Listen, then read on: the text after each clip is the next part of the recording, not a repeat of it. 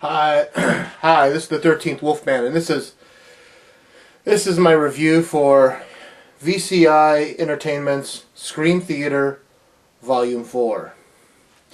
Now this has it's got the movie The City of the Dead. Not The City of the Living Dead, but The City of the Dead, 1960 Christopher Lee movie. And then it also has The Legend of Witches.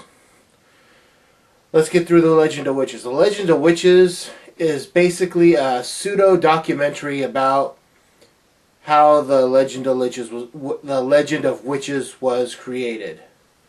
You've got a person narrating the film through the whole film, telling you the story of witches. You know, there was a woman named Diana. She and Satan created witches before Christianity. There were Wiccans, and they just tell this whole story with a lot of visual aids. You know, it's kind of like watching one of those nudie films. You know, one of those nudist films from the 1950s or 60s. That kind of vibe you kind of get off it, and you do see some nudity. You know, you see the people that are supposed to be in the coven dancing naked around a fire. You know, it's kind of interesting. I would give it probably 2 1/4 chainsaws out of 4. You know, just because it's interesting, but in parts it kind of lagged. You know, as much as I wanted to just truly enjoy it all the way through, there were parts that just seemed kind of slow to me. But that's just the way it is. You know, not everything's going to tickle my bone or tickle my fancy or whatever you want to say. So, and then you go to the City of the Dead. The other movie that's on here with Christopher Lee. Christopher Lee plays this professor at a college who is teaching kids, or teaching his students, I guess I shouldn't say kids, about witches and witchcraft and lore about witches. And I guess they're coming up on a vacation or a break from school, and one of the girls in the class wants to do some research over break to help her paper, and Christopher Lee points her in the direction of a little town called Whitewood. Turns out Christopher Lee is actually from Whitewood, and they have kind of a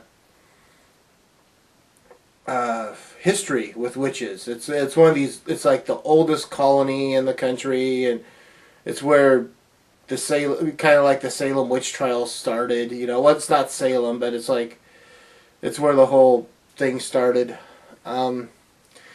It's a very good movie. In fact, I will say this. This movie is probably, VCI did a super job finding this copy of City of the Dead. This is the clearest, most crisp looking, sharp picture of this 1960 movie that I know of. I can't think of a clearer one yet. I love this movie. I've seen this movie many times, and I've seen it on other copies, and it always seems like it's fuzzy or the transfer is not that good. It's got dirt spot. Not here. For a story and the acting, I would give this 3 1/4 chainsaws out of 4. It is a very good movie. I love the movie. But there were a few things, like the guy that plays the young lady's brother doesn't quite seem so concerned about his sister. You know? And that kind of threw me. And, you know, just little things like that. So that's why I'm giving it what I'm giving it. So it's like 3 1/4 chainsaws out of 4.